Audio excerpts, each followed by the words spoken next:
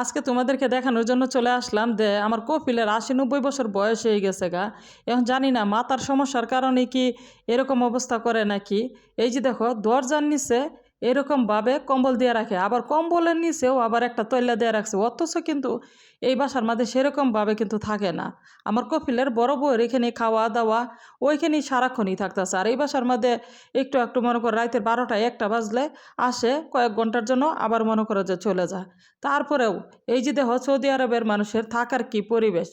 এই যে এই পর্দাটা দেখতেছো না, সৌদি আরবের পোলাপান্ডে মা বাবা মনে করে শাসন করে না দেখেই এরকম নতুন নতুন জিনিসগুলো ভাঙ্গিয়া চুইরিয়া মনে করো যে একলাসা করে।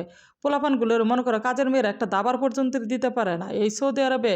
এই কাজের মেয়েরা মনে করো যে এই কারণেই বেশিরভাগ ম্যাডামগুলোর সাথে ঝগড়া হয়। আর কাজের মেয়েরা দু যে একটা জিনিস নষ্ট করে সাথে সাথে মনে করো যে বেতন থেকে টাকা কাইটে রেখে দেয়। আর এই সৌদি আরবের বাচ্চারা এমন ভালো ভালো জিনিস সাথে সাথে ভাঙ্গে ফেলাই দিব।